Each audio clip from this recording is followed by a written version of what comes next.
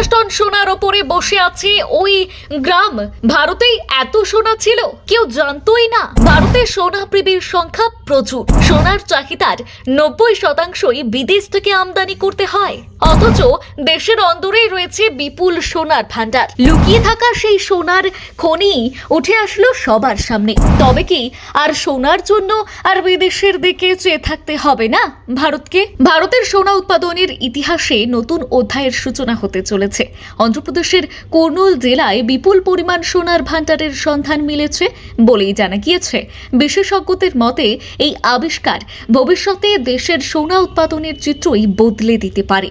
শুধু তাই নয়, বিদেশ থেকে সোনা আমদানির উপর নির্ভরতাও অনেকটা কমতে পারে। রাজ্য প্রশাসনের তরফে জানানো হয়েছে, কুর্নুল জেলার জন্নাগিরি এলাকায় অবস্থিত একটি খনিতে প্রায় 50 টন সোনার মজুদ থাকার সম্ভাবনা পাওয়া গিয়েছে। ইতিমধ্যেই সেখানে খনন কার্যক্রম শুরু হয়েছে এবং আগামী দিনে আরও বৃহৎ পরিসরে কাজ এগিয়ে নিয়ে যাবার পরিকল্পনা রয়েছে। প্রশাসনের দাবি, স্থানীয় খনিজ সম্পদের যথাযথ ব্যবহার নিশ্চিত করা গেলে অন্ধ্রপ্রদেশ দেশের অন্যতম গুরুত্বপূর্ণ খনিজ উৎপাদনকারী রাজ্যে পরিণত হতে পারে। জানা গিয়েছে, জন্নাগিরি ছাড়াও রামাগিরি, জাভাকুলা এবং চিগুরুকুন্তা বিসনাতম এলাকাতেও সোনার সম্ভাব্য ভান্ডার খুঁজে দেখা হচ্ছে। ফলে ভবিষ্যতে এই অঞ্চলগুলি ভারতের সোনা উৎপাদনের গুরুত্বপূর্ণ কেন্দ্র হয়ে উঠতে পারে।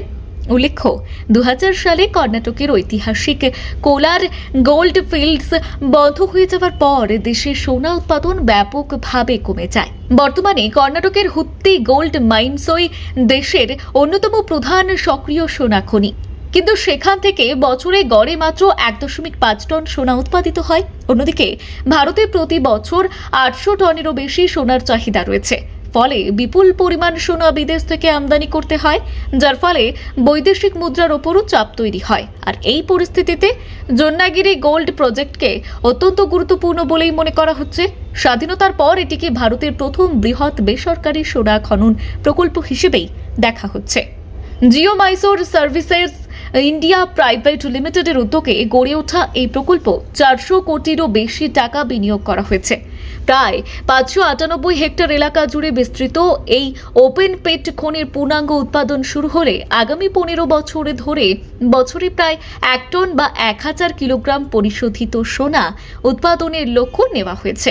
বিশেষজ্ঞদের মতে এটি ভারতের খনিজ শিল্পে এক নতুন সম্ভাবনার দরজা খুলে দিতে পারে। অর্থনীতিবিদদের ধারণা, এই প্রকল্প সফল হলে দেশের সোনা আমদানির খরচ কিছুটা কমবে, কর্মসংস্থানের নতুন সুযোগ তৈরি হবে এবং অন্ধ্রপ্রদেশের রাজনীতিতেও ইতিবাচক প্রভাব পড়বে। একই সঙ্গে ভারতের খনিজ সম্পদ অনুসন্ধান এবং ব্যবহারের ক্ষেত্রে নতুন উদ্দীপনা তৈরি হবে।